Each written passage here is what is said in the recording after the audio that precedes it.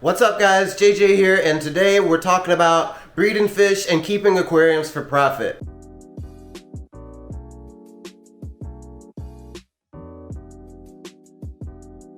So anybody who's been watching the channel for a while knows that I breed fish and I do a lot of plants, and I've been doing that for a while, but I never really talked about selling them, what I do with them, and it's been an exceptionally busy week. This is Monday for me.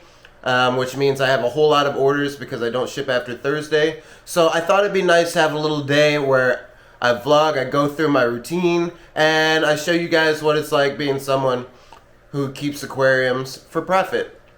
Now, am I getting rich keeping aquariums? No, I did like $1,000 last month, which was pretty good for me, especially since I'd be keeping fish if it wasn't making me money. So like I said, we're gonna go through my routine.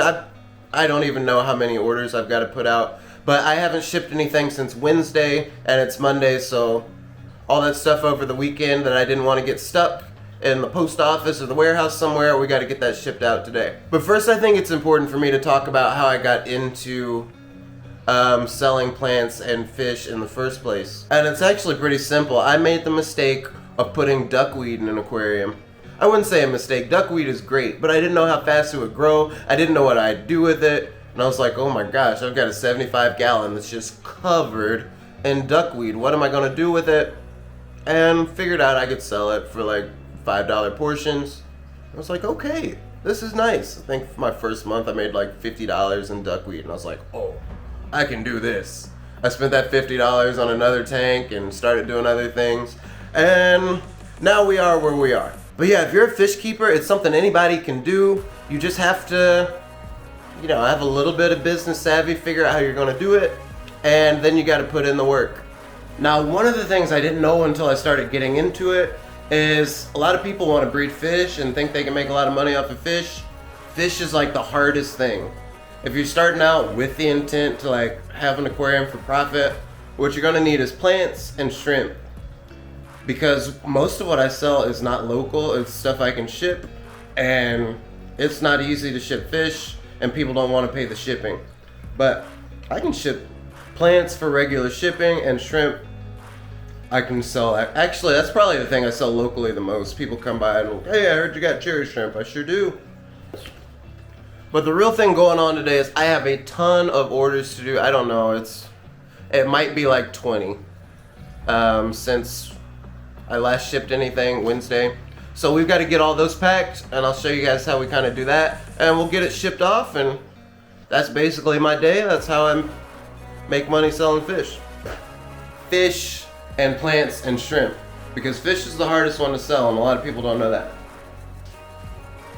Actually, a lot of people think they can just go to the local fish dealer and get paid good money for their fish, like go to the local store, and most of the time that's not the case. Most of the time they don't want you to show up with a bunch of fish and go, hey, how much can I get for these? So if you don't have a relationship with them already, it's not easy. And then even if you do, you have to be ready to sell them for wholesale prices. So you might be selling a fish that you see in the store for $10. You're not going to get $10 for it, obviously, if you're selling it to a store. So something to think about. So let's pack an order real quick.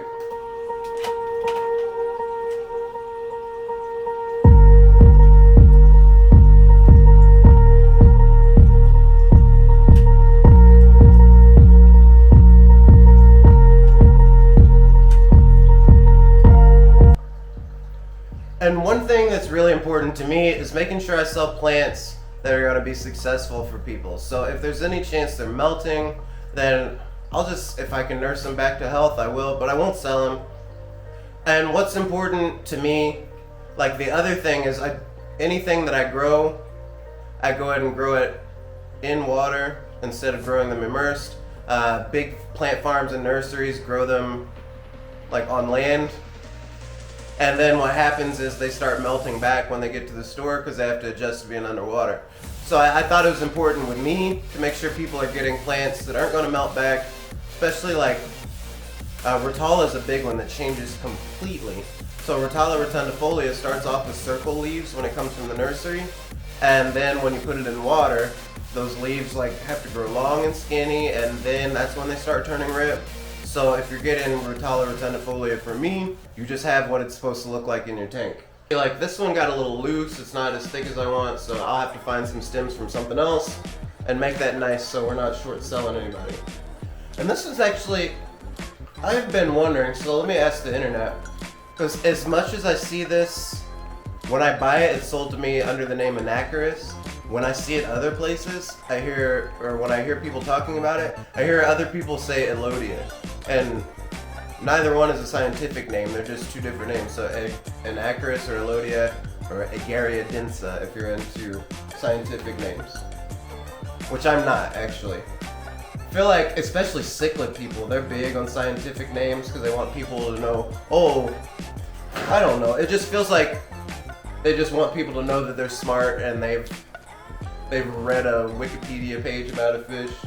So when they're like, oh yes, instead of saying yellow lab or electric yellow cichlid, which makes sense, and then everybody knows what they're talking about. Oh yes, the Libidochromis ceruleus. I'm like, bruh, it's not that deep. It's cool that you know that, I guess. What's more important, I guess it's cool that people do research, because there's a lot of people in the aquarium hobby that don't do research, and they just start buying fish and wondering why they're dead. So in that regard, cool that you know the scientific name. But most of the time, you don't need to talk about it. Alright, so that's my first order, is just 3 bunches of Anacaris.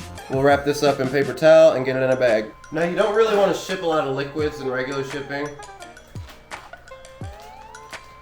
So I just put a little splash in there, make sure everything's moist.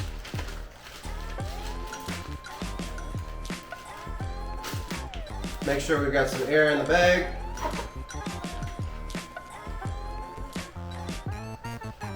And then you gotta use the good rubber bands. You can't use regular office rubber bands because they'll break and then you'll have a leak, things will be wet, and the post office will hate you.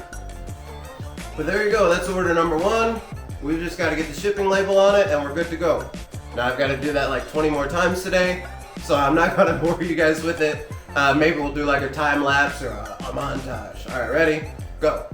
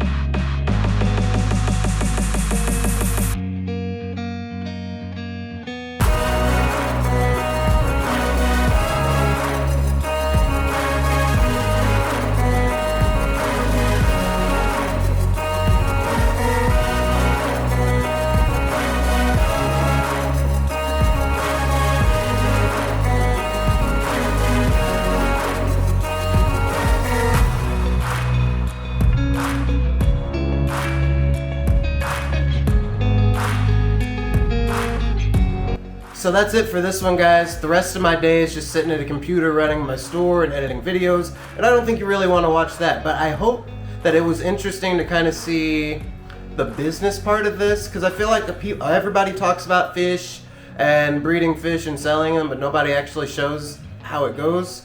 So yeah, on a good day, if I'm making any money, I'm spending a couple hours packing boxes and clicking shipping labels and getting everything where it's supposed to go. And you know, we're not making a living at it yet, but we're on our way. We're trying to do better every month. And this was an okay month for me. This is a good busy day, and we just got to keep building on that. So if you'd like to support me for free, don't forget to hit that like button and subscribe for more content. And if you ever need anything for your aquariums, check out jjgills.shop, link in description, and we'll see if I have something for you. Alright, thanks so much for watching. I'll see you in the next one.